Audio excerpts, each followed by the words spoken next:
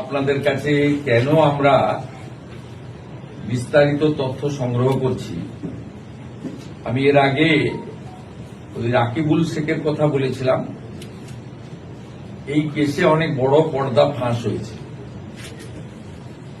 Baharampur PS case number 843/2026। এখানে এখনো পর্যন্ত 22টা ফলস অ্যাকাউন্ট পাওয়া গেছে, যেখান থেকে মহিলারা নয় পুরুষরা লক্ষ্মীর ভান্ডারে টাকা দিচ্ছে, এবং এটা অনেক বড় সংখ্যা হবে। এবং যত এটা আরো আমরা তদন্তের গতি পুলিশকে বাড়াতে বলেছি। 22টা অ্যাকাউন্টের মধ্যে 1 account is link to Rakibul Sheikh. 15টা অ্যাকাউন্ট পাওয়া গেছে মুস্তাফিজুর রহমান এবং তার স্ত্রী তুহিনা। এরা 15টা অ্যাকাউন্ট চালাচ্ছেন লক্ষ্মীর ভান্ডারে। 6টা অ্যাকাউন্ট পাওয়া গেছে তারিকুল রহমানের।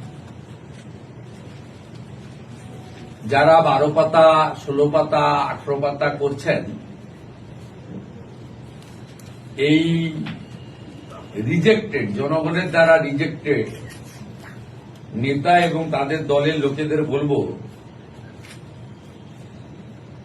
যে এই সংখ্যাটা কত হবে আমরা জানি না। অবৈধ অনুপ্রবেশকারীরা তো পাচ্ছেন, তার সাথে সাথে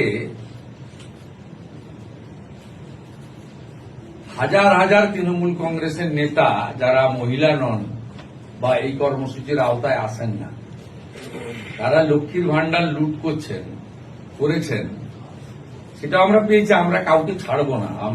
আমি ডিজিপিকে বলেছি সিট গঠন করতে, এবং যেহেতু মানিটারি ডিফলকেশন আছে, মানি লন্ডারিং এও